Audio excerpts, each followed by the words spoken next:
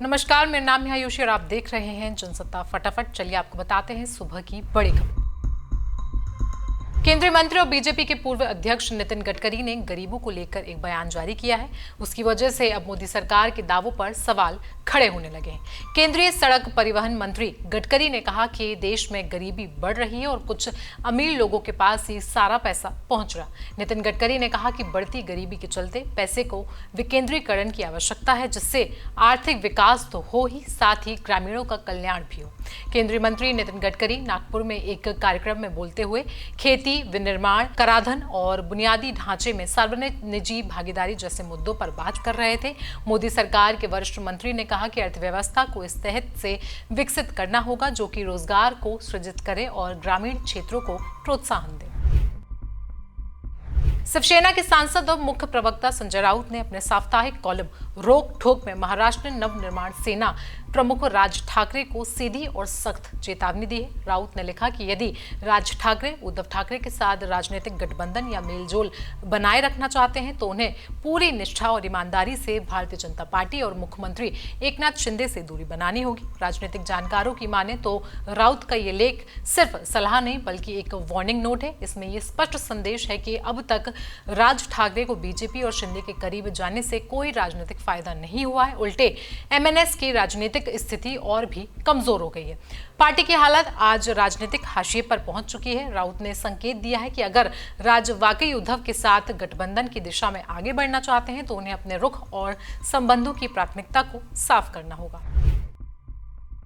मौसम के लिहाज से आज के दिन की शुरुआत दिल्ली एनसीआर में मूसलाधार बारिश के साथ हुई। पिछले कुछ दिनों से उमस वाली गर्मी से लोग परेशान हो गए थे। आसमान में बादल तो दिख रहे थे लेकिन वे बरसे नहीं थे, जिसके चलते उमस भरी गर्मी से बच्चों से लेकर युवाओं और बुजुर्ग सभी लोग परेशान थे। वहीं बीती रात और आज सुबह तड़के बारिश हुई जो कि अभी तक जारी है। दिल्ली और नोएडा, गाजियाबाद, फरीदाबाद और गुरुग्राम समेत सभी क्षेत्रों में भारी बारिश हो रही है। इसके चलते मौसम तो सुहाना है, लेकिन अब सुबह सुबह दफ्तर जाने वालों लोगों को सड़कों पर जलभराव से लेकर कई सारी परेशानियों का सामना करना पड़ रहा है।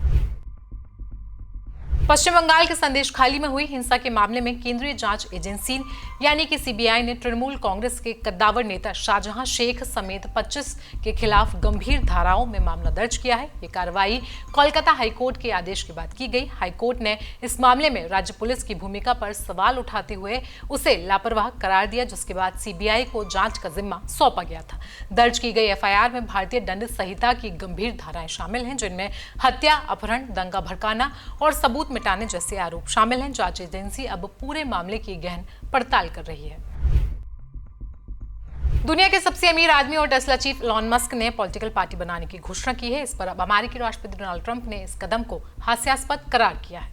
इतना ही नहीं, ट्रंप ने मस्क की आलोचना की और कहा कि उनका ये कदम केवल भ्रम पैदा करेगा। तीसरी पार्टी की फिलहाल कोई जरूरत नहीं है। ट्रंप ने न्यू जर्सी गोल्फ क्लब से वॉशिंगटन वापस जाते समय एयरफोर्स वन में सवार होने से पहले मीडिया से कहा, मुझे लगता है कि ये हास्यास्पद है। रिपब्लिकन पार्टी के साथ हमें जबरदस्त सफलता मिली है। डेमोक्रेट्स ने अपना रास्ता खो दिया है, लेकिन यह हमेशा से दो पार्टी सिस्टम रही है और मुझे लगता है कि तीसरी पार्टी शुरू करने से केवल भ्रम बढ़ने वाला है। वो इसका मजा ले सकते हैं, लेकिन मुझे लगता है कि ये बहुत ही ज्यादा हास्यास्पद है।